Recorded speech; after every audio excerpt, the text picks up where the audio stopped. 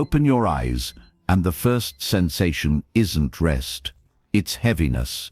Your limbs rise, but your mind feels shackled, dragging invisible chains through the motions. The sun may be rising, but everything inside you feels dimmed, burdened. Thought, breath, silence. They all feel thick. The world around you plays out its normal rhythm. Work awaits. Your phone buzzes with disguised demands, masquerading as chances, and society whispers in your ear, "You've got this." But there's a truth lurking in the shadows that few dare to voice. You're not just weary, you're unwell. And it's not solely your sickness, it's collective. We're embedded in a world where pain no longer wears obvious scars. No chains, no screaming bosses, no overt restraints. Instead, a subtler cruelty has taken root, an internalized command to perform, to exceed, to never pause. What used to be enforced from the outside has moved inward. The oppressor is no longer a figure, it's a voice, your own, whispering relentlessly, more, always more. This is the performance society, as Byung-Chul Han names it, a structure disguised as liberty, trapping us in an endless loop, where every moment must be productive, where every action needs a return, where stillness becomes shameful. If you stop, if you stumble, if you choose rest, a gnawing thought creeps in, you are worthless. Encouragement morphs into toxicity. Freedom becomes a polished cage. The boundless capability you once celebrated now imprisons you in a sentence of endless striving. Do you feel guilt for not being useful? Restless when you ignore notifications? Defeated by unmet goals that no one but you imposed? That's not just fatigue. That's not just stress. This is soul-deep exhaustion. Burnout at the root level. The kind that a vacation can't touch. A quiet erosion of your inner life while you keep your mask on, appearing composed, efficient, energized. If this description stings with familiarity, it's not by chance. It means you're inside the mechanism, and that mechanism wants you to think this agony is just how life works. But it isn't. This isn't a pep talk to push through. It's an alarm. Because maybe for the first time, someone is telling you you're not broken. You're simply surviving in a system that breaks the strong by making them believe they must never bend. Pause. Breathe. This conversation matters, and you're not alone in it. Once, power ruled through commands, prisons, factories, institutions. Obedience was enforced by volume. Sit still, be silent, follow. Michel Foucault called this the disciplinary society, a regime of visible control. The rules were clear, the punishments obvious, the no shouted. But that world is fading. In its place has emerged something more elegant and more brutal. Now, almost no one forbids you. They cheer you on. You can do anything. You're limitless. Just try harder. Wrapped in affirmations lies the trap. If everything depends on you, then every failure must be your fault. This is the twisted brilliance of the performance age. There are no locked doors, only endless targets. The punishment isn't a whip, it's your own inner voice, relentless and exacting. You've become both the worker and the taskmaster. You've internalized the pressure. Byung-Chul Han called it entrepreneurial selfhood. And what's so dangerous about that? Entrepreneurs never rest. They're never finished. They're always scaling, refining, expanding. You've entered an infinite treadmill with no finish line, no applause, no stillness. Even pleasure has become a job. Reading must now be educational. Meditation must optimize performance. Movement must build the perfect body. Even rest is rebranded as recovery. Just another tool to prepare you for tomorrow's hustle. You're not living, you're managing yourself. And when it all breaks down, when the body says no, when the heart freezes, When the soul aches, you blame the only person left, yourself. Because, after all, nobody stopped you. You had freedom, right? You had choice. You just didn't try hard enough. That's the perversion of the system, making you believe that the cage is self-imposed, the control has no warden. It has entered your bloodstream. You're now the watchman of your own confinement. There's no wall but expectations enclose you. Deadlines, metrics, notifications, and the most dangerous part is that you no longer know where the system ends and you begin. If this all feels like it's pressing inward, suffocating something sacred inside you, it's because this isn't sustainable. This isn't how humans are meant to exist. A person at war with themselves is not thriving, and yet we call it success. The battlefield isn't visible, but it leaves scars all the same on your psyche, your body, your spirit. This pressure doesn't come from some villain out there. It grows inside, nourished by an insidious force, excessive positivity. You've been conditioned to smile through collapse, to say, "I'm fine," while you disintegrate inside, to portray enthusiasm and control while you scream for a pause no one gives you permission to take. And why? Because this is a new kind of violence. One that doesn't bruise or yell. It inspires, uplifts, entices.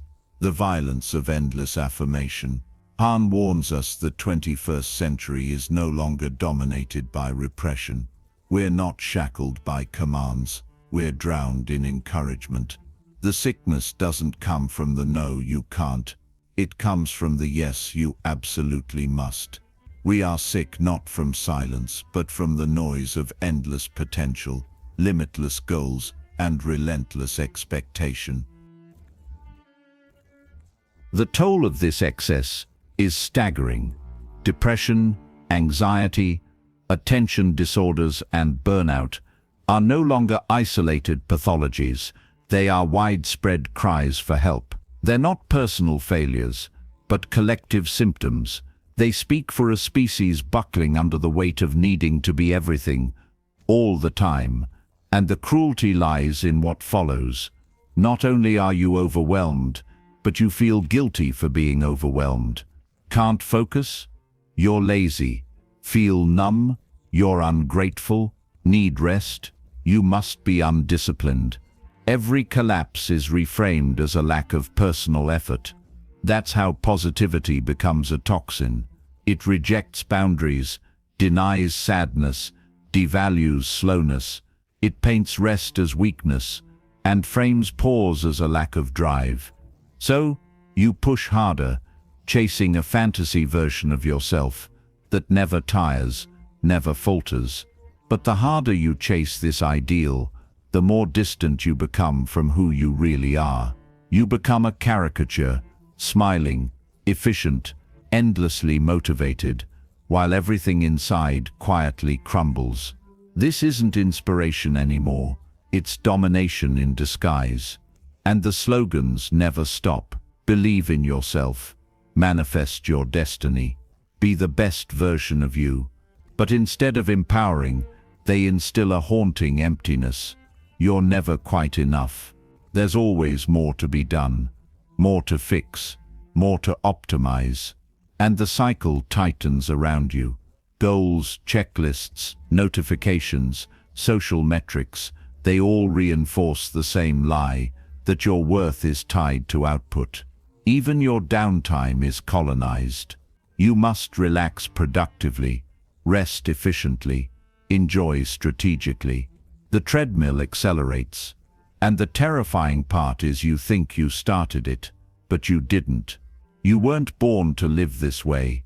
You were sculpted into it. This model of constant optimization, constant proving, constant striving, it's unnatural, and under its glossy surface, something sacred is being buried, something you may not even remember how to access anymore.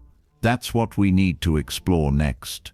The forgotten part of you, the part that doesn't want to perform, achieve, or win, the part that simply wants to be. Let's talk about everything you've pushed aside. Silence, stillness, boredom. When did simply existing become unacceptable? Look at the world around you. Every corner of your life has been transformed into a performance metric.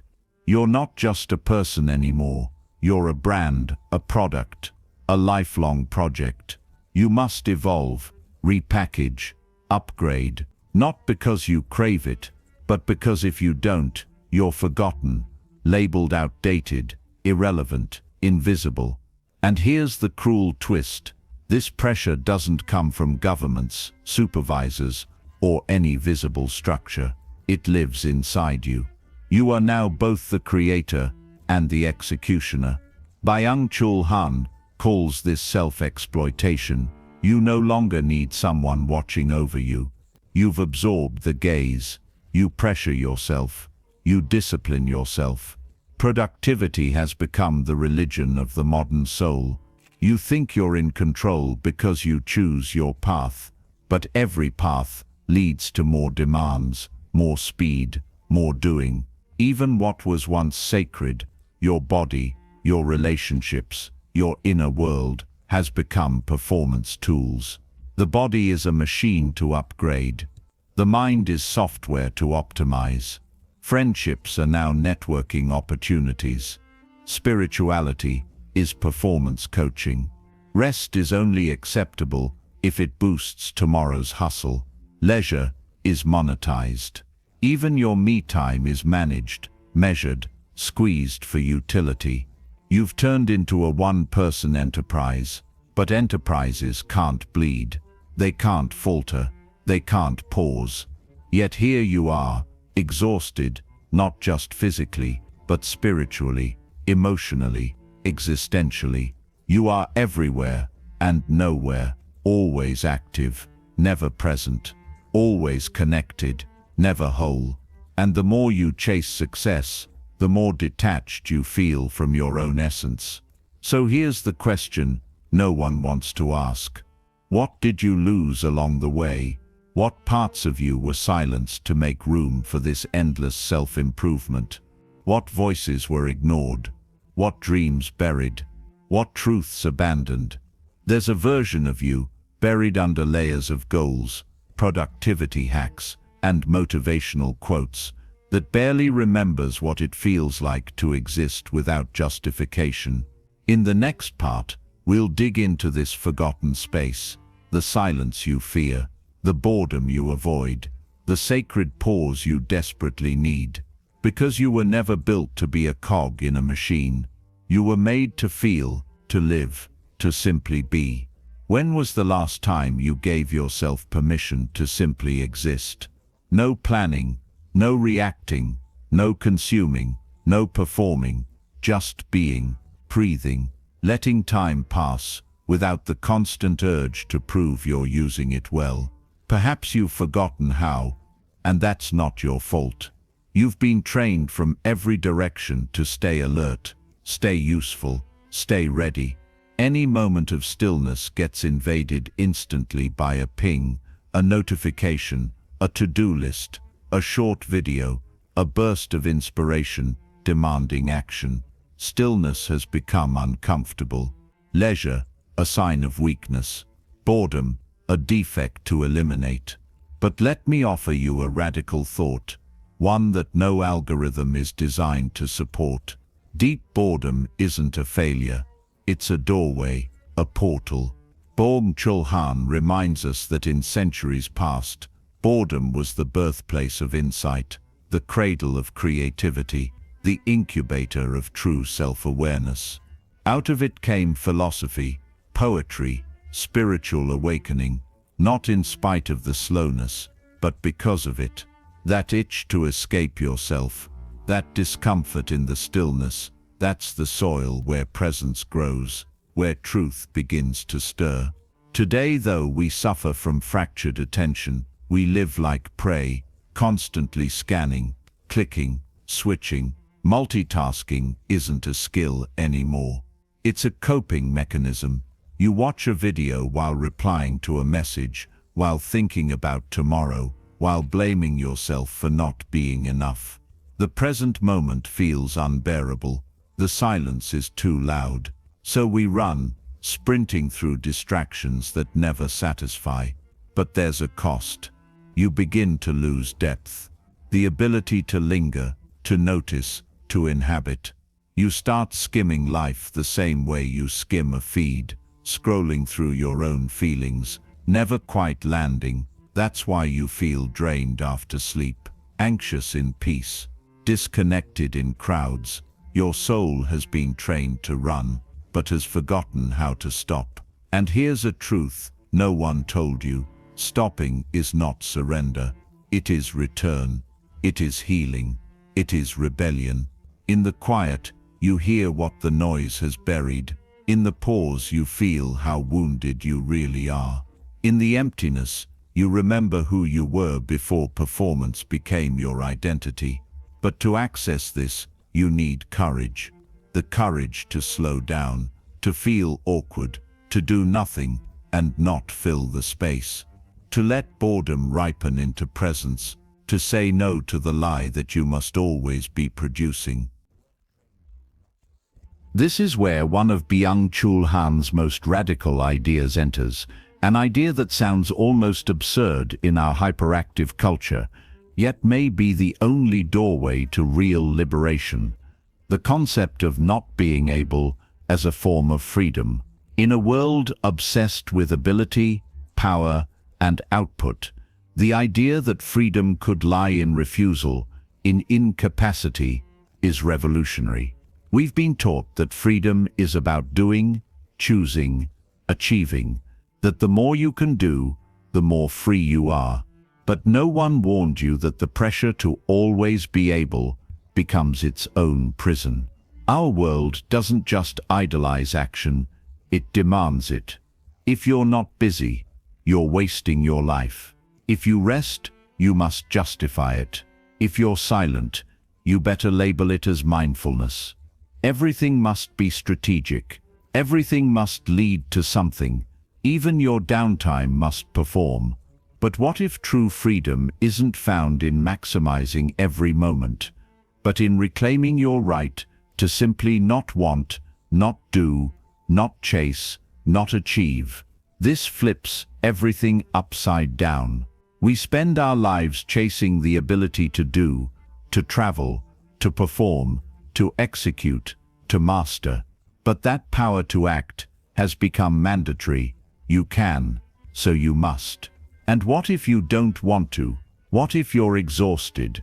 What if your spirit whispers, enough? Society doesn't recognize that. The moment you say no, you're seen as weak, lazy, lacking ambition. But maybe that no, precisely that, is where your true strength resides. Saying no to more growth, no to the next course, no to the expectation to optimize every second, no to the pressure to always improve. This is not laziness, it's resistance. It's reclaiming your humanity. The courage to stop is power. The audacity to pause is wisdom. You don't owe the world your energy just because you're alive. You don't need to climb endlessly to be worthy of stillness. When you stop chasing yourself, you might discover you were here all along, whole, worthy, enough. But don't mistake this for comfort. Real freedom confronts. It shakes your beliefs. It demands that you face the abyss and say, I accept not being everything. I accept not always performing. I accept simply being. And this contradicts everything you've been taught. That's why so many people get sicker while trying to get better. They're trading one set of chains for another.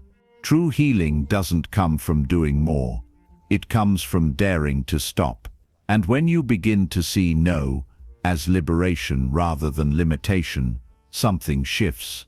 The haze starts to clear. A silence emerges, one that doesn't feel like absence, but presence. A kind of stillness that is not emptiness, but space. The anxiety that once filled every pause starts to retreat. The guilt that clung to every moment of rest begins to loosen its grip. The endless forward motion slows. You're no longer chasing yourself through life. You've returned to your body, to your breath, to now. This is the deepest rebellion and the most difficult, because it doesn't scream, it doesn't fight the system with rage. It simply refuses to play. It steps off the wheel. It whispers, "I am enough," without the noise. That whisper is power, but it takes immense courage, because walking away from the race means letting go of what once gave you identity. It means staring into the space where there is no task, no goal, no performance, and still believing you matter. That's why so many fall apart on the path to healing. They're still carrying the logic of performance into their attempts to escape it. They turn recovery into a new project, peace into another milestone. Even rest becomes a scheduled, optimized activity. But healing begins when you no longer need to prove anything, when you stop measuring your worth in minutes, clicks, likes, or lists, when you drop the stopwatch, the agenda, the facade. And here we reach the rawest truth, one you may have felt deep in your chest, even if you didn't know how to name it. The fatigue you feel, this soul-deep, bone-heavy exhaustion, is not weakness. It's not a lack of drive. It's not a personal flaw. It is the body's protest, the spirit's cry, the soul's way of saying, "This way of living is killing me." You're not failing because you're tired. You're tired because you've been forced into a life that denies your nature, a life that worships productivity while ignoring presence, a model that turns people into machines, success into spectacle, and being into branding. And in chasing this illusion of greatness, we've lost something sacred. We've lost ourselves. Burnout is not a fluke. It's not a glitch. It's the natural outcome of a system built on self-exploitation, the fetishization of efficiency, and the erasure of inner life. Han is clear. Burnout is not an exception. It is the rule, the signal that something in our culture is fundamentally spiritually broken. You are not alone in this. That aching hollowness you carry, the weariness that sleep cannot cure, the haunting sense that something is deeply off, even when everything on paper seems fine, is not your private defect. It's a collective symptom, a cry from your body, your mind, your soul, a plea for a different rhythm, a different story, a different way of being. And it begins with a quiet, radical choice to refuse to live the way you've been told to. Maybe you don't know how to step out yet. Maybe this message stirred something in you, cracked open a hidden space, and left you wondering what now. That's okay. The first step isn't to do, it's to notice, to feel, to sit with what you've spent so long avoiding. Look inward, not to analyze, not to improve, but simply to witness, without filters, without fixing, without justifying. Just let it be. Let yourself be. And if something in this spoke to you, if a part of you whispered yes while reading, then I invite you to speak back. Share what you're feeling. Write it down. Say it aloud. Comment below. There is healing in recognition. There is power in naming. When we tell the truth, even in fragments, we stop pretending. And when we stop pretending, we begin to heal. Keep going. Watch the next message. Stay with the conversation. Because transformation doesn't crash in like a storm. It unfolds in layers, in echoes, in gentle realizations that arrive when you least expect them. One day you'll wake up different, more rooted, more whole, more free, and not because you pushed harder or optimized better, but because you finally stopped, you listened, You remembered. You dared to be.